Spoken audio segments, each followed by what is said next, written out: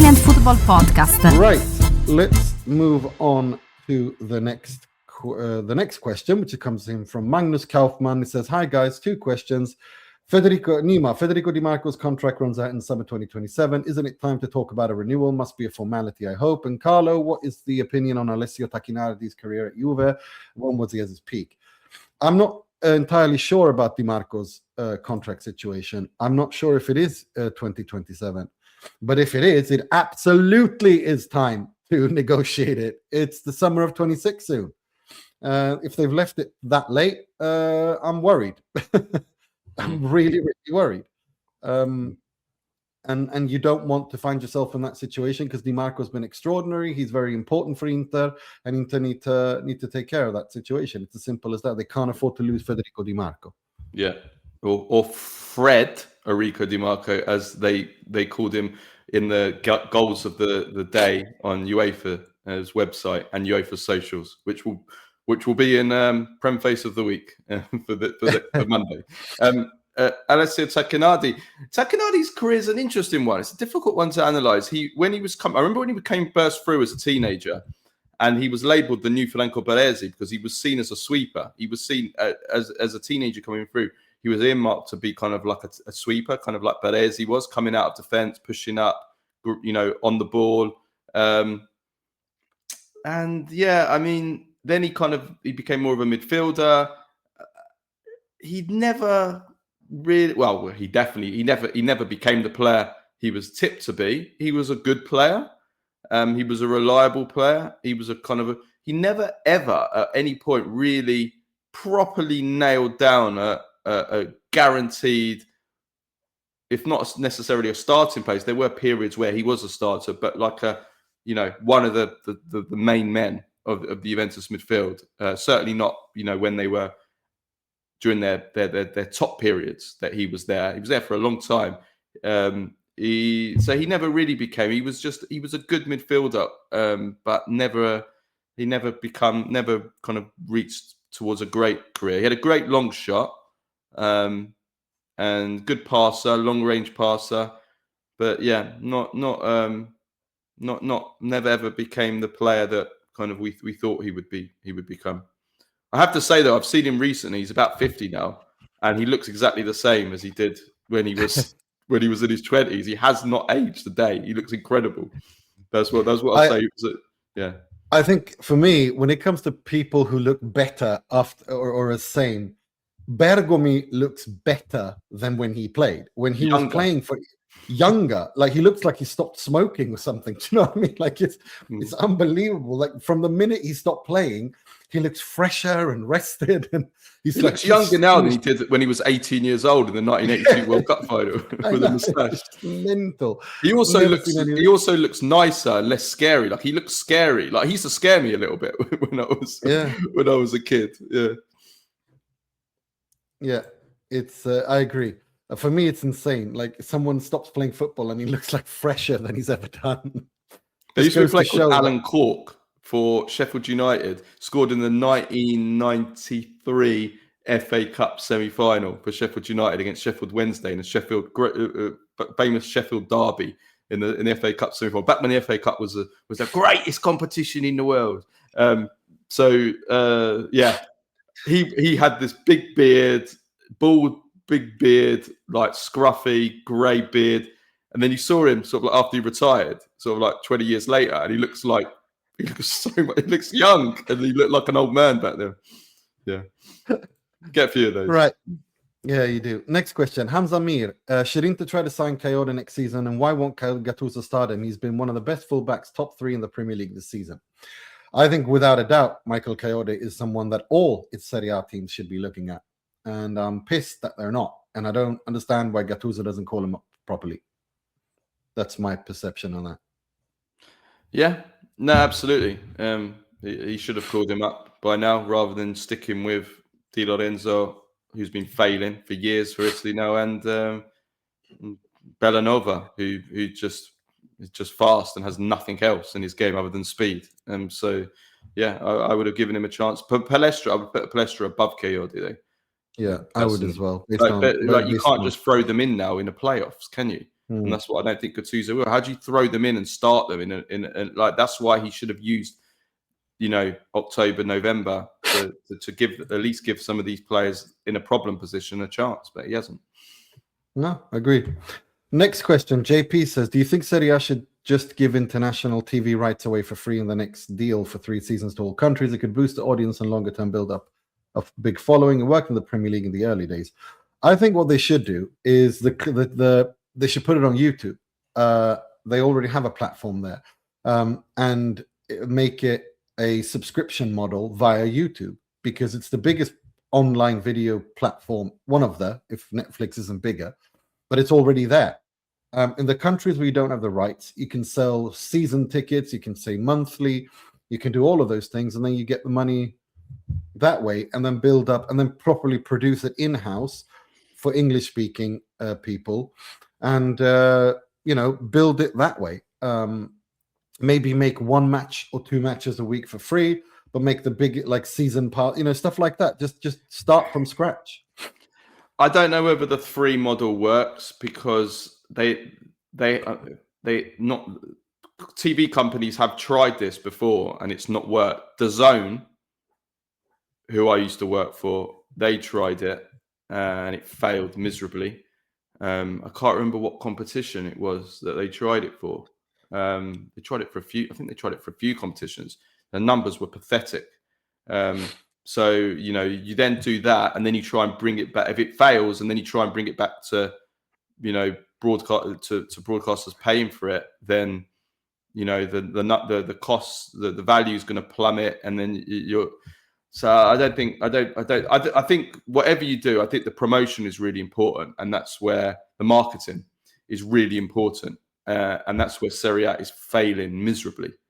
They're failing in marketing their product, or making their product brand worthy in order to be able to market, and that's where they're failing. That's why they can't sell it. That's why they can't sell a life jacket on the Titanic, as I say, because they're not marketing it. If you don't tell people that the life jacket's going to save your life, you're not going to get the life jacket. The Serie A, if they were on the Titanic, they'd have all these life jackets. The people would see the boat sinking, and they'll be like, "Oh, we've got a life jacket here," and the people will be like, "Well, what does it do?" And they won't tell them. Well, why should I get the life jacket? You've got to tell and show people what's how great. It works. Do you know what I mean? So I think that's the problem. They've got to market, because once you market it better, then people want to buy your product or watch your product. At the moment, people don't even want to watch it. So whether it's for free or to pay for, so I think that's the problem. That's the first step. Well, 10% can't watch it right now because if they're colorblind, they can't see the ball. So, but they're going to change that.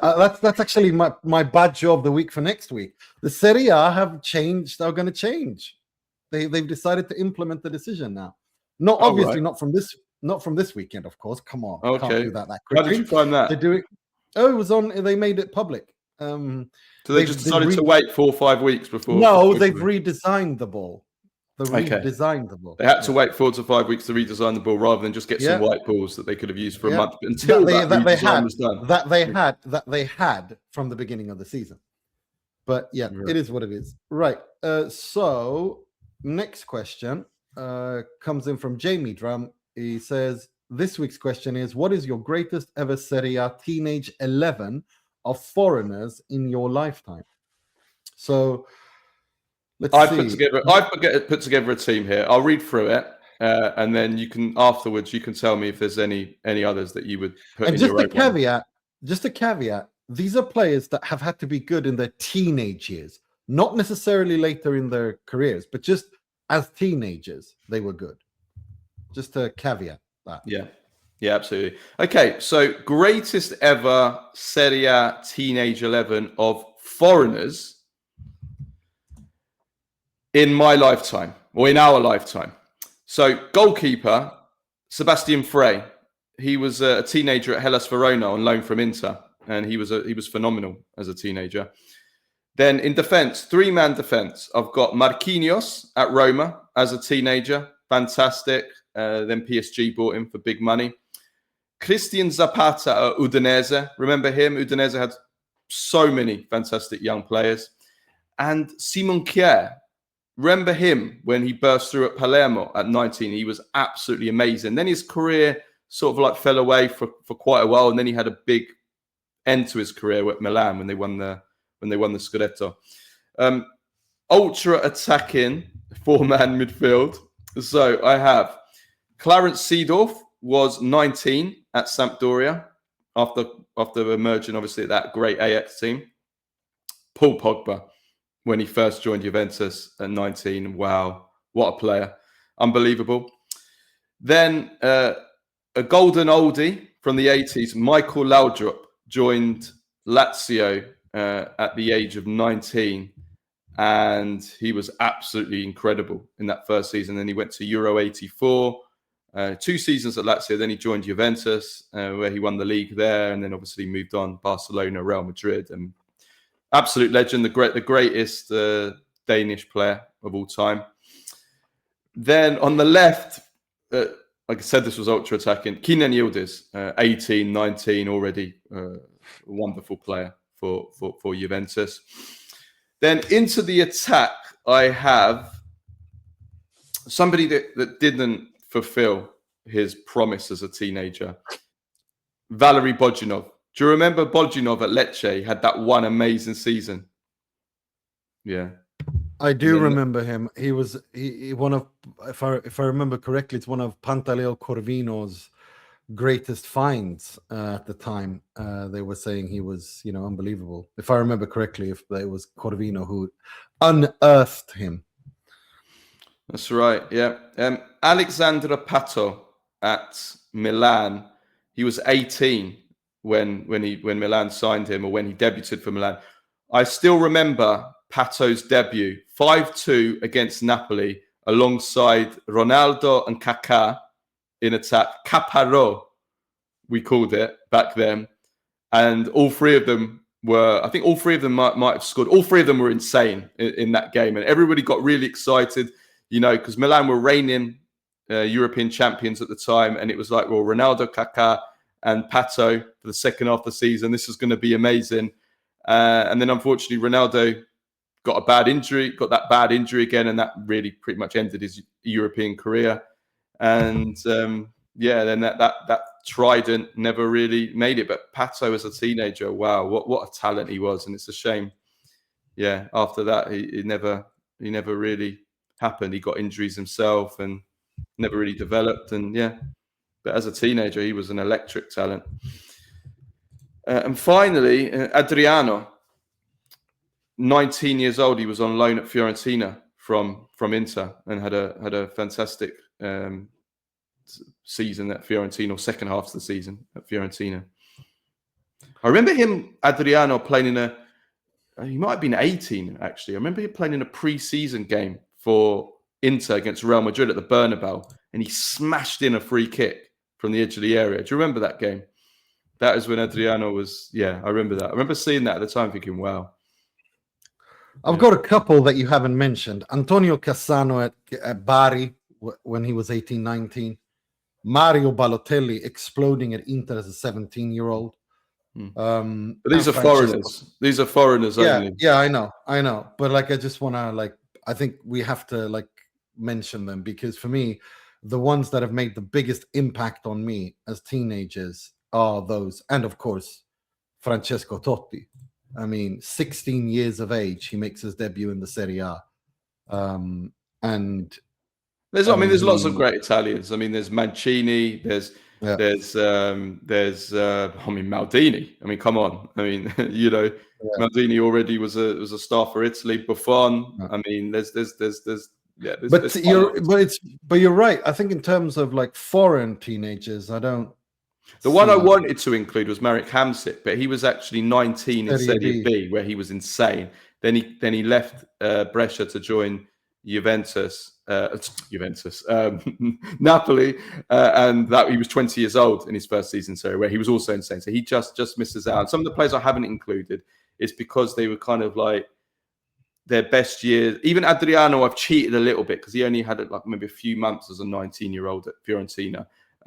But I've picked players who were quality at 19 for a longer period, not just for like a month, or they made a debut at 19 and then, do you know what I mean? So, yeah. No, you're absolutely right. But yeah, it's funny because especially Italian youngsters, teenagers, there's so many, or used to be so many. Now, maybe we'll do that. So Somebody asked us a question for a future episode on best Italian teenage 11 in Serie A. And we'll do one on that as well. Yeah, that will be hard. That will be hard to pick Very. in 11. Right. Next question comes from Johnny Manja. He says, "Ciao guys, what a debut for Malen. I've read multiple reports where he's compared to Lookman. I recall Gasperini played Lookman alongside with Retegui or Scamacca. So is it a two-striker formation, or does the Malen Lookman role position as a winger? P.S. I think they should keep Ferguson now. Malen's presence is going to raise his game." What do you make of it? Yeah, well, we spoke about it on Monday. I think he's made a difference to Roma. He's certainly made a difference to Dybala. He's given them that movement, pace, threat in behind. Seems to be combining really well with Dybala. Yes, he missed some bad chances against Milan, but there are chances that Roma probably weren't creating before because of the lack of that type of player. So, yeah, I think it's I think it's been a good start. I think I said on Monday, I don't know what his best position is, and I think that's a problem that he's had in his career. I don't know. He's been playing as a striker, but is he a winger? Is he like a support striker? Is he a trequartista? Like, I don't think anybody really knows what his strongest position is. But I guess with Gasperini kind of likes those kind of players without a reference point in attack. So actually, in that way, I think probably well suited to Gasperini. Agreed. I think that's a good point. I got nothing more to add. Next question, Fabrizio Perciballi says, "Ciao Nima and Carlo, hope you're well. Recently read a report that Gattuso was seriously considering calling up Verratti. What are your thoughts? Agree, disagree? At first, I thought it was a bit of a stretch, but the more I think about it, could be useful as a 70th minute sub. I mean, at this point, I would call up Totti. I'm sure he'd be good off the bench in the 75th minute. What do you guys think?" Well, we discussed this on Monday, and it is true that they're considering Verratti, and I just don't want to repeat, but yeah, just watch our Monday show. We do a whole segment on it. Yeah. Next question, Aristodemos Cassis says, "Hi guys, how much better would Juventus be if they got Taremi together with Jonathan David?" I think this is just one.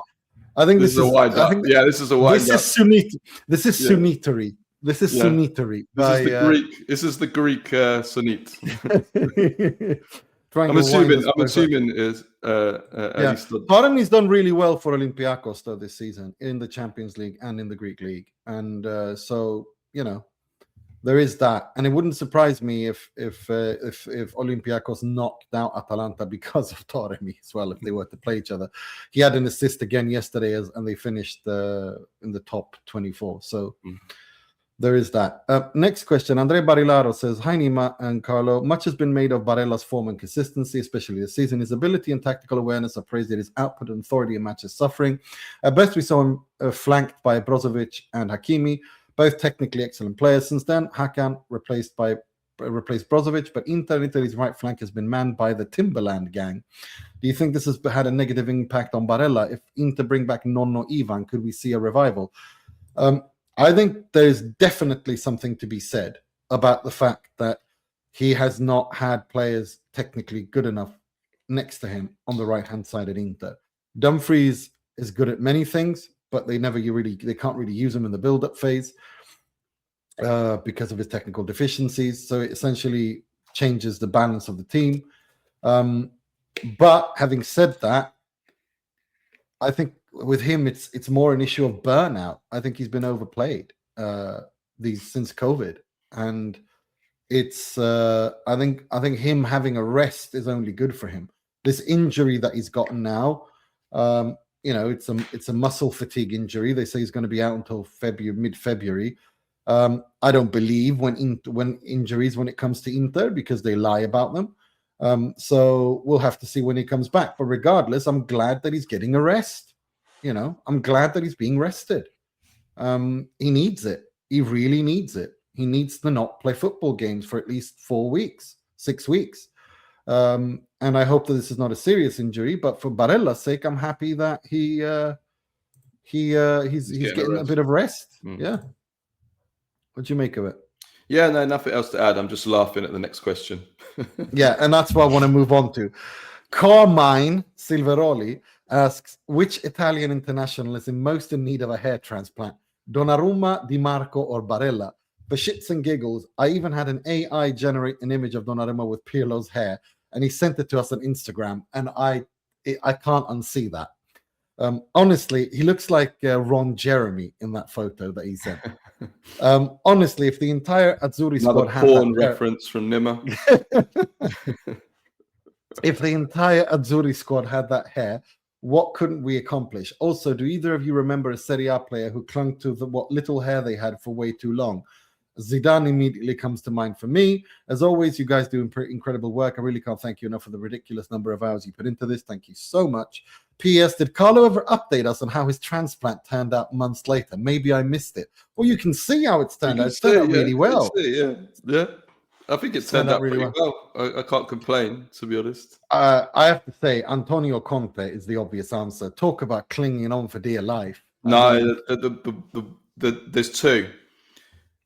The first is Gabriel Paletta, who probably signifies more than anyone the decline of Italian football. The fact that he started becoming he was a starting centre back at the start of the World Cup for Italy in 2014. Oh God, yeah, he was hanging on to that hair for when he didn't have. And Esteban Cambiasso, do you remember when he did the comb over at the start of his career before he just shaved it? Oh my God! Yeah, thank God he shaved that off because that wasn't fooling anybody. Like it was. Well, there was nothing. It was like one strand of hair, and he was just combing it over. Yeah, I agree. No, Cambiasso, and also it looked better when he shaved it. Like I thought he just looked. It suited him better. But yeah, I agree. But Conte was that famous image of Conte with like 3 strands of dill attached to his head in the wind. And I disagree on Zidane. I don't think Zidane ever tried to hang on to it. He actually had a good hairline. Yeah, it was quite deep into his career. It's just he had always had a ball patch. So yeah, Zidane's ball patch. I mean, yeah, that was my mate. I think when you're hanging on to it is when you don't have much hair and you're still trying to keep it. You're trying to hide it, and you're doing all that kind of stuff, and then and comb overs and was it some people use these powders as well, like these, oh my God, yes, fibers, and they're ridiculous. You go out in the rain and they wash off, and oh my God, horrible. Don't use hair fibers. No, don't. Right. So for everyone listening for free on YouTube and on iTunes, Spotify, this is where the clip ends for you. This the second clip from this week's Q&A pod. If you want to listen to the whole pod without ads in one go, then you go to patreon.com/TIFP, $3.99 a month, or YouTube memberships where you see the video without any ads, $5.99 a month.